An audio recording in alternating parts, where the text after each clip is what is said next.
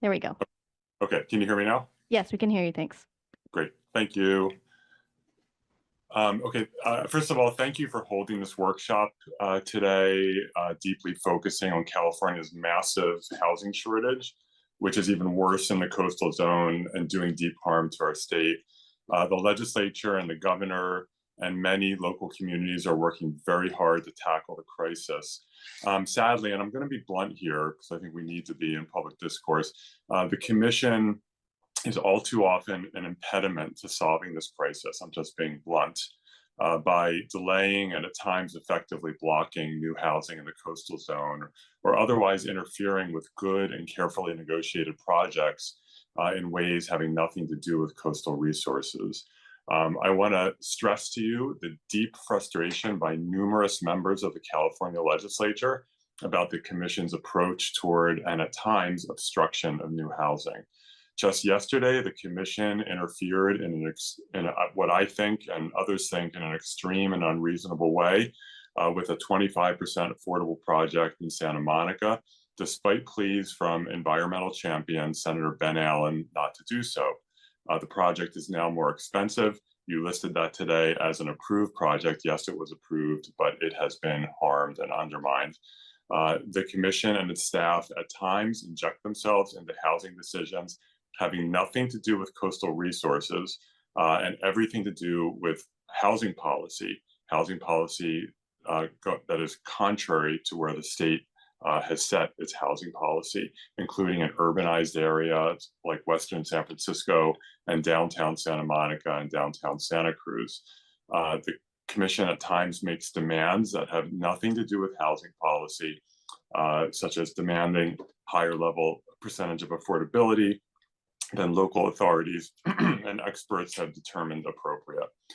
Respectfully, the Coastal Commission is not a housing agency. The commission needs to be, in my view, more deferential to state housing policy and to what local communities who are trying to comply with their housing obligations have determined. You can approve projects, but if it takes years and years and costs are increased, you're effectively undermining that project. I want to just end by saying we are, and we can all agree, we're in a deep crisis. I'm an admirer of the Commission's work to protect coastal resources. The Commission does some amazing, groundbreaking work, and I thank you for that. But this housing crisis is so deep, including on the coast, we have to move towards a pro-housing policy that allows us to have housing at all income levels. I ask you to please be part of that solution. Thank you so much. Thank you, Senator. Next speaker. Next, we have Solana Beach Mayor Lesa Heebner and Susan Kendall and Lynette Lee Ng. If you are in the meeting, please raise your hand or approach the podium. Mayor Heebner.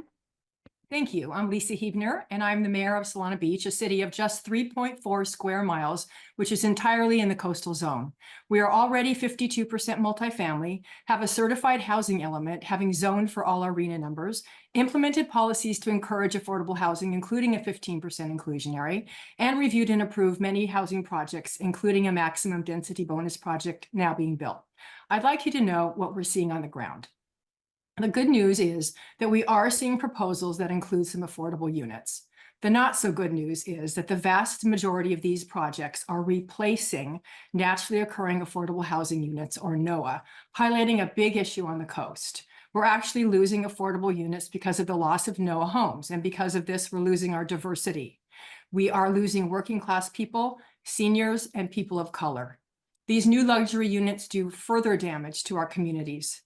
Once built, they become the new comps for rents in the surrounding area, where once a landlord charged $2,500 for an older two-bedroom, landlords see new two-bedroom homes going for $5,000 to $6,000 a month, resulting in huge rent increases for current tenants, displacing those working in our restaurants, hotels, landscaping, and other businesses like this.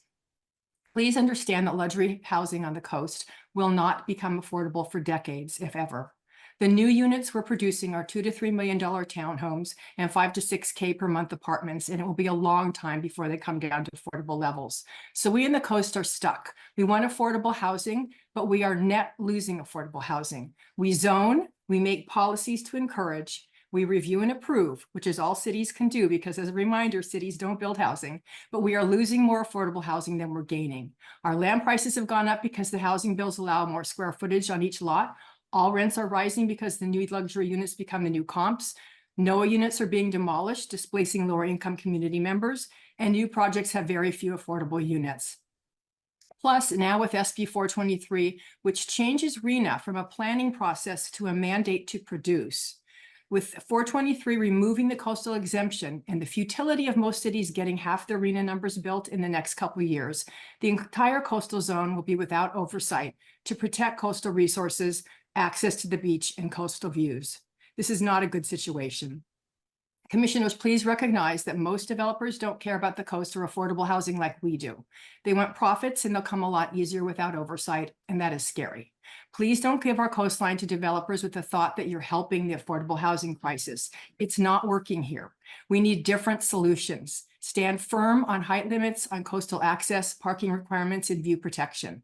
Uphold all coastal act standards. You'll be doing more to achieve an equitable society this way than by approving massive luxury projects. Thank you very much for your time.